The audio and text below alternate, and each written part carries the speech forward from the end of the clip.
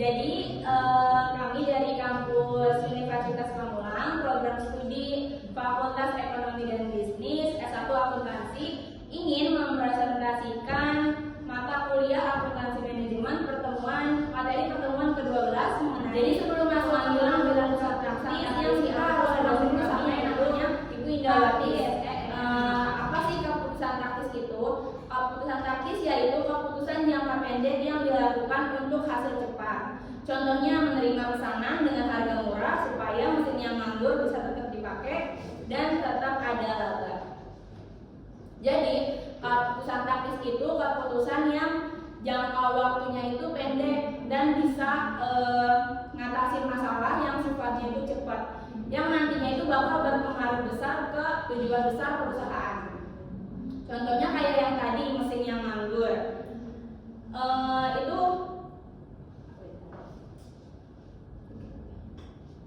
misalnya perusahaan lagi punya kapasitas produksi yang nganggur, jadi mesinnya itu nggak pakai semua.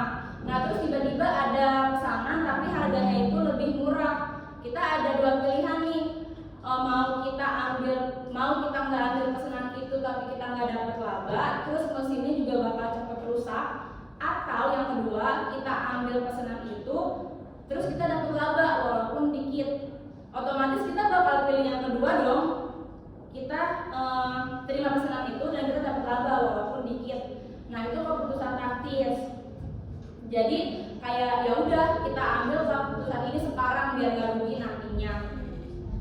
Terus keputusan taktis juga biasanya dibuat sama manajer menengah kayak kepala bagian, kepala divisi atau pimpinan proyek. Terus contohnya lagi nih, misalnya atasan bilang perusahaan mau ningkatin kualitas produk ya, itu kan secara nggak langsung strateginya ya. Terus gimana taktisnya? Taktisnya ya berarti HR bikin pelatihan buat karyawan atau bagian produksi ngubah bahan baku jadi lebih bagus, lebih berkualitas kayak gitu. Terus keputusan taktis ini tuh fokusnya lebih ke cara ngejalanin strateginya, bukan bikin strategi baru yang nantinya strategi yang kita jalanin ini bakal berjalan dengan lancar. Terus selanjutnya itu ada tujuan adanya pengambilan taktis untuk menekan biaya proses produk utama dengan keputusan taktis yang hanya bagian kecil dari keseluruhan strategi perusahaan dalam meraih keunggulan biaya. Jadi maksudnya itu biar perusahaan bisa cepat ngurangin biaya produk utama kayak biaya bahan baku, biaya tenaga kerja atau biaya beban pabrik. Jadi kalau ada cara buat ngehemat walaupun cuma sementara ya perusahaan pasti bakal ambil keputusan itu kan. Walaupun itu cuma sementara aja. Cuma langkah kecil aja yang dilakukan sama perusahaan biar lebih bisa hemat dalam waktu yang cepat dan tetap dapat keuntungan yang nantinya tujuan akhirnya itu biar perusahaan bisa lebih unggul dalam hal biaya daripada pesaingnya. Contohnya kayak si mesin tadi. Terus di slide selanjutnya itu ada model-model taktis. Yang pertama, kenali dan tetapkan masalah. Jadi kita harus tahu dulu masalah apa yang sebenarnya lagi dihadapi sama perusahaan. Karena kalau salah mengenali masalah, kita juga pasti bakal salah arah dalam mengambil keputusan itu. Terus kita harus ngelakuin analisis. Yang pertama, apa sih yang lagi nggak beres? Atau kenapa itu bisa terjadi? Terus dampaknya buat perusahaan itu apa? Contohnya, misalnya ada toko kue yang penjualannya itu turun. Nah ternyata setelah dianalisis, pelanggan mulai pindah ke toko sebelah karena harga kuenya lebih murah. Berarti kan masalah utamanya itu bukan di rasa kuenya, tapi di harganya yang lebih tinggi daripada pesaing. Berarti kan kebutuhan toko kita itu kita harus cari cara supaya harga jualnya itu bisa sama kayak pesaing atau lebih rendah daripada pesaing. Terus yang kedua itu ada identifikasi setiap alternatif. Kalau udah tahu masalahnya tadi, sekarang waktunya kita nyari gimana solusinya yang mungkin bisa kita lakuin. Tujuannya biar gak langsung ambil keputusan sembarangan, jadi kita punya beberapa opsi nih. buat dibandingin nanti. Jadi di tahap ini kita tentuin alternatifnya. Contohnya dari kasus toko kue tadi, kita alternatifnya mungkin ganti bahan baku, misalnya tepung yang lebih murah, tapi rasanya tetap enak, bakal sama. Atau kurangi ukuran kue sedikit biar harga jualnya bisa diturunin. Atau buat promo beli 2 gratis 1 biar pelanggan tertarik lagi. Jadi semua alternatif ini mewakili kebutuhan jangka pendek supaya penjualannya bisa cepat naik lagi. Terus yang ketiga ini, temukan biaya dan keuntungan dari tiap alternatif. Jadi sesuai kebutuhan. Nah, setelah punya beberapa alternatif tadi, sekarang waktunya ngitung untung dan rugi. Tiap alternatif kita lihat nih mana yang biaya paling kecil atau paling besar buat ngasilin hasil yang bagus. Intinya kita ngebandingin berapa biaya yang keluar, apa manfaat yang didapat, terus mana nih yang paling efisien di antara harga itu. Contoh dari toko kue tadi, kita ganti bahan baku yang lebih murah, berarti misalnya biayanya turun 15%, tapi rasanya bakal tetap enak. Atau kurangi ukuran kue, bahannya hemat, tapi mungkin pelanggan bisa kecewa karena ukurannya jadi kecil. Atau tadi promo beli 2 gratis 1, pelanggan bakal suka, tapi untung per kuenya kan nanti bakal jadi lebih kecil. Nah, itu bisa kita lihat nih perbandingannya, mana yang alternatif yang secara biayanya paling efisien. Terus yang keempat, nilai faktor-faktor kualitatif.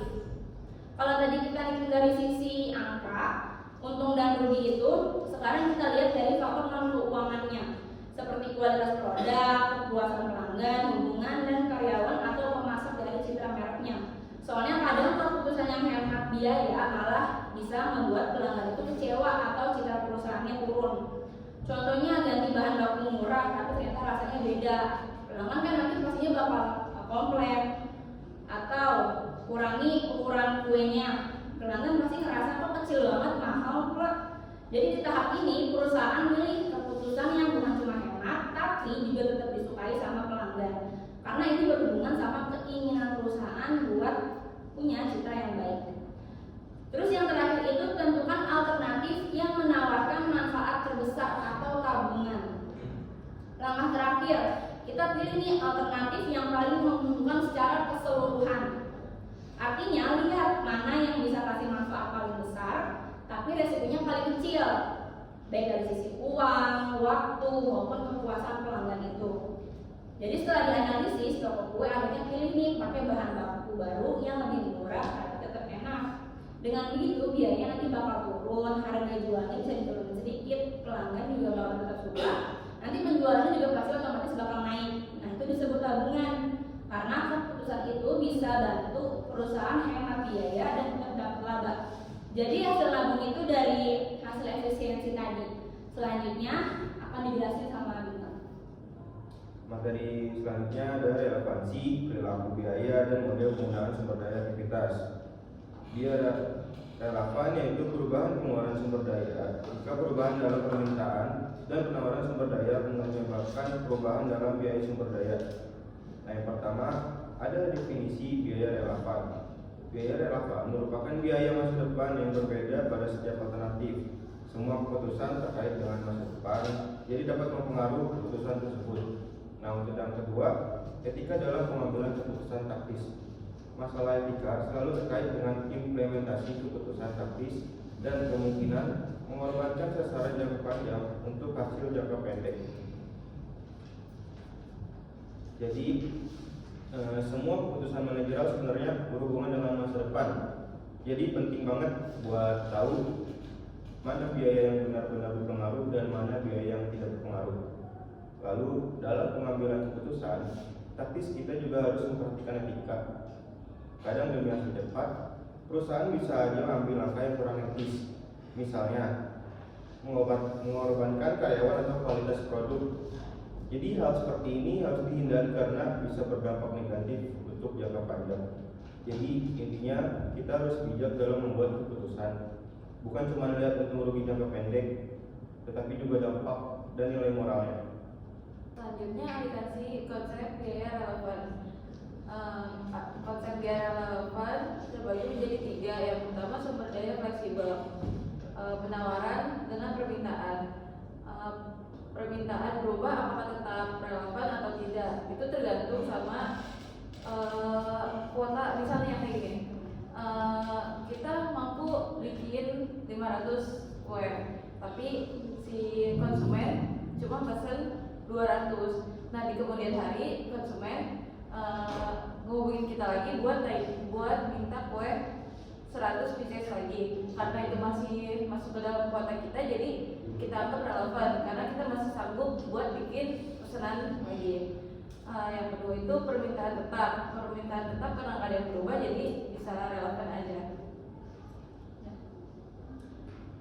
Terus selanjutnya itu kategori sumber daya diperoleh di muka dalam kurung jangka pendek. Itu artinya perusahaan udah punya kapasitas atau sumber daya yang disiapin sebelum kegiatan itu tuh dimulai, dan sifat itu sementara, jadi buat waktu yang singkat aja. Contohnya kayak sewa tempat produksi 3 bulan aja, terus kontrak tenaga kerja borongan selama 1 bulan, sewa mesin tambahan soalnya misalnya mesinnya lagi rame, itu contohnya.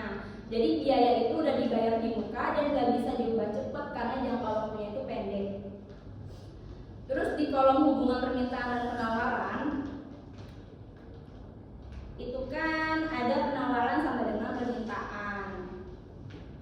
Itu artinya kapasitas yang udah disewa atau disiapin udah pas sama kebutuhan sekarang. Jadi kalau permintaannya tetap, ya biayanya nggak relevan karena nggak berubah. Tapi kalau permintaan tiba-tiba naik gitu aja, perusahaan nggak bisa langsung nambah kapasitas karena udah dikontrak untuk jangka pendek.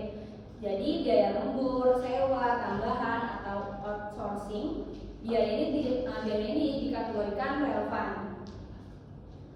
Tapi kalau permintaannya turun, kapasitasnya tetap disewa, biaya tetap jalan, jadi nggak relevan karena nggak bisa diubah. Terus itu juga ada 3 kondisi. Kenaikan permintaan lebih besar daripada kapasitas tidak terpakai. Itu artinya permintaannya naik, masih bisa ditampung sama kapasitas yang belum dipakai. Jadi masih ada ruang tenaga atau mesin yang lembur. Jadi perusahaan nggak perlu nambah biaya tambahan karena kapasitasnya nggak berkurang, jadi dia masih sisa. Biayanya juga nggak berubah meskipun ada tambahan permintaan. Terus ada contohnya kapasitas produksi 1000 unit, baru dipakai 700. Terus ada pesanan tambahannya 200 unit, itu masih bisa ditambahin, masih bisa ditanganin karena nggak perlu lembur, nggak perlu sewa mesin, biaya tetapnya juga sama. Terus yang kedua, kenaikan permintaan lebih kecil daripada kapasitas tidak terpakai. Artinya permintaannya itu naik lebih besar dari kapasitas sisa. Kapasitas berkurang bahkan udah kepake penuh.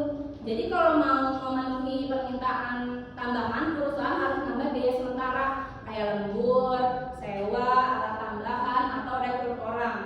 Karena keputusan itu menyebabkan munculnya biaya baru kayak biaya yang berubah dan terpengaruh sama keputusan. Contohnya tadi kapasitasnya 1000 unit, terus udah dipakai 900 unit, terus tiba-tiba ada permintaan tambahan 300 unit, berarti kan itu harus lembur dan keluar biaya 5 juta misalnya. Terus yang ketiga, kenaikan permintaan bersifat permanen. Itu artinya permintaannya naik terus menerus, bukan cuma sementara.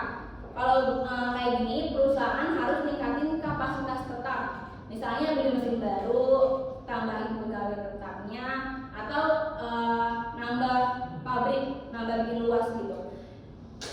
Itu udah termasuk keputusan moda, nantinya akan dijelasin sama Ria. Karena keputusan ini bakal bikin biaya investasinya tuh muncul, jadi biaya besar dan jangka panjang. Jadi tentunya biayanya berubah dan penting buat pertimbangan. Terus itu ada di nomor 1, dia itu kapasitas aktivitas berkurang. Artinya perusahaan masih punya sisa kapasitas alias belum penuh. Misalnya masih ada waktu, tenaga, atau mesinnya masih nganggur tadi. Karena kapasitasnya masih cukup, jadi kalau ada tambahan pesanan atau kegiatan ya nggak perlu keluar biaya tambahan. Jadi keputusannya nggak bikin biaya berubah. Kalau kapasitas aktivitas kapasitasnya tidak berkurang, itu biayanya bisa dikatakan tidak relevan. Contohnya, pabrik bisa produksi 1000 unit, tapi baru dipakai 800 unit, ada tambahannya 100 unit kayak tadi. Berarti kan masih bisa dikerjain karena masih ada sisa. Terus yang kedua, kapasitas aktivitas berkurang. Artinya perusahaan sudah hampir memenuhi kapasitasnya. Jadi kalau mau nambah aktivitas, misalnya menerima pesanan lagi, perusahaan harus nambah biaya mau nggak mau. Misalnya lembur sama sewa alat tambahan tadi, atau beli bahan yang lebih banyak. Itu kan pasti memerlukan biaya yang lebih. Karena keputusan itu nambah aktivitas, bikin biaya berubah atau muncul biaya baru, maka biaya itu berpengaruh sama si keputusan ini. Jadi kalau kapasitas aktivitas berkurang itu bisa dikatakan relevan. Contohnya pabrik udah produksi 1000 unit, ada tambahan 200 unit, jadi kita harus lembur dan keluar biaya 5 juta karena biaya itu kan baru muncul akibat keputusan itu, jadi harus relevan biayanya. Selanjutnya akan dijelasin sama Ria. Selanjutnya ada diperoleh di muka kapasitas untuk beberapa periode. Di sini dijelasin ada kondisi penawaran dan permintaan sama dengan kapasitas tidak terpakai. Kalau kenaikan permintaan kurang dari kapasitas yang tidak terpakai, itu dia tidak relevan. Kalau kenaikan permintaan lebih besar dari kapasitas yang tidak terpakai, itu keputusan modal. Kalau kenaikan permintaan yang permanen, dia tidak relevan. Jadi maksudnya gini, sumber daya yang diperoleh di muka kayak sewa gedung atau peralatan buat beberapa periode, biayanya udah dibayar di awal. Jadi mau itu dipakai atau enggak, biayanya udah keluar. Kalau permintaannya naik sedikit, itu udah gak ngaruh ke biaya. Jadi gak relevan buat ngambil keputusan. Kalau biayanya naik banyak dan kapasitasnya nggak mencukupi, itu baru perusahaan harus memilih mau pakai cara apa, mau nambah mesin atau sewa tempat baru atau outsourcing sebagian produksi. Contohnya itu kayak perusahaan udah nyewa gedung selama 2 tahun, terus permintaannya naik sedikit, ya biayanya tetap segitu. Tapi kalau permintaannya naik banyak dan gudangnya udah penuh, itu baru jadi bahan buat ngambil keputusan taktis. Di slide selanjutnya ada prinsip pengambilan keputusan taktis. Di sini ada 4 prinsip utama dalam pengambilan keputusan taktis. Yang pertama itu keputusan membuat atau membeli, yaitu waktu perusahaan nentuin mau produksi sendiri atau beli dari luar. Yang kedua itu ada keputusan meneruskan atau menghentikan. Itu kayak perusahaan mau lihat, itu kayak perusahaan melihat nih, apakah satu produk atau bagian usaha ini masih layak diteruskan atau dihentikan. Yang ketiga ada keputusan pesanan khusus. Ini contohnya kayak kalau ada pelanggan yang nawarin harga di bawah harga normal, biasanya bisa diterima. Tapi kalau perusahaan lagi punya kapasitas yang nganggur, jadi walau harganya lebih murah, tetap bisa nambah keuntungan karena mesin dan tenaga kerja yang nganggur jadi terpakai. Untuk yang keempat, keputusan menjual atau memproses lebih lanjut. Ini biasanya buat produk yang masih bisa diolah lagi. Jadi manajer harus memikirkan lebih butuh mana, dijual sekarang atau diproses lagi biar nilai jualnya lebih tinggi. Jadi intinya semua keputusan ini pakai analisis biaya relevan, yaitu biaya yang berubah tergantung pilihan yang diambil. Kalau biayanya nggak berubah, berarti nggak berpengaruh dan bisa diabaikan waktu ambil keputusan. Selanjutnya akan dijelaskan oleh Andini. Selanjutnya, keputusan bauran produk. Bauran produk menggambarkan suatu alternatif yang mengandung tingkat laba. Manajer harus memilih alternatif yang akan memaksimalkan total laba. Yang pertama itu ada sumber daya dengan satu kendala. Sumber daya dengan satu kendala itu margin kontribusi per unit dari sumber daya langka. Faktor yang sangat penting, tapi margin kontribusi per unit dari setiap produk bukanlah masalah yang signifikan. Produk yang memiliki margin kontribusi per jam meski tinggi harus dipilih. Yang kedua, ada sumber daya dengan banyak kendala, yaitu semua bisnis akan menghadapi banyak tantangan yang tidak realistis. Ini termasuk keterbatasan bahan baku, tenaga kerja, dan permintaan untuk semua produk. Solusi masalah bauran produk yang memiliki banyak kendala jauh lebih kompleks dan membutuhkan penggunaan metode matematika khusus yang disebut dengan pemrograman linier. Selanjutnya, penetapan harga. Penetapan harga berdasarkan biaya, yaitu permintaan salah satu sisi dari persamaan penetapan harga terdiri dari dua sisi, penawaran dan permintaan. Perhitungan biaya target dan penetapan harga, yaitu teknik untuk menghitung harga produk atau jasa berdasarkan harga yang bersedia dibayarkan oleh konsumen. Langkah utama dalam perhitungan biaya target dan penetapan harga. Yang pertama, teliti kondisi pasar dan tentukan harga jual target berdasarkan riset pasar. Yang kedua, tentukan margin laba atau profit margin yang diinginkan. Yang ketiga, hitung biaya target dengan biaya target sama dengan harga target dikurang margin laba target. Yang keempat, rancang dan produksi produk dengan efisien agar biaya aktual tidak melebihi biaya target. Jika biaya aktual lebih besar, lakukan perbaikan proses atau desain ulang produk. Contohnya, jika sebuah perusahaan ingin menjual produk seharga 100.000 dengan laba 20%, yaitu 20.000, maka target produksi maksimal adalah 80.000. Jika perhitungan biaya produksi ternyata 90.000, perusahaan harus mencari cara memangkas biaya sebesar 10.000 agar mencapai biaya target. Yang kedua, aspek hukum dari penetapan harga. Harga dipengaruhi secara ekonomi oleh pelanggan dan biaya. Prinsip dasar di balik banyaknya peraturan tentang penetapan harga adalah bahwa persaingan itu baik dan harus didorong. Ketentuan penting aspek hukum penetapan harga. Yang pertama, larangan harga bersama atau price fixing. Pasal 5 melarang pelaku untuk usaha membuat perjanjian penetapan harga bersama sehingga dapat merugikan konsumen dan menciptakan persaingan usaha yang tidak sehat. Yang kedua, larangan diskriminasi harga. Pasal 6 melarang pelaku usaha membuat perjanjian yang menyebabkan konsumen membayar harga berbeda untuk produk atau jasa yang sama tanpa dasar yang logis atau adil. Misalnya diskriminasi harga antara pelanggan tanpa alasan objektif. Yang ketiga, penetapan harga harus berdasarkan mekanisme pasar yang sehat dan tidak merugikan konsumen.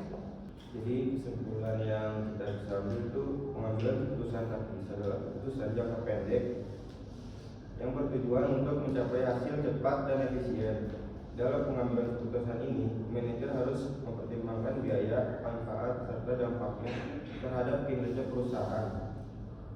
Terus selain mencari keuntungan, keputusan taktis juga harus memperhatikan etika dan keberlanjutan agar hasil yang dicapai tidak hanya menguntungkan dalam jangka pendek, tetapi juga baik untuk jangka panjang. Itu saja yang bisa kita paparkan untuk materi ini. Jangan lupa like, comment, dan subscribe. Kurang lebihnya mohon maaf.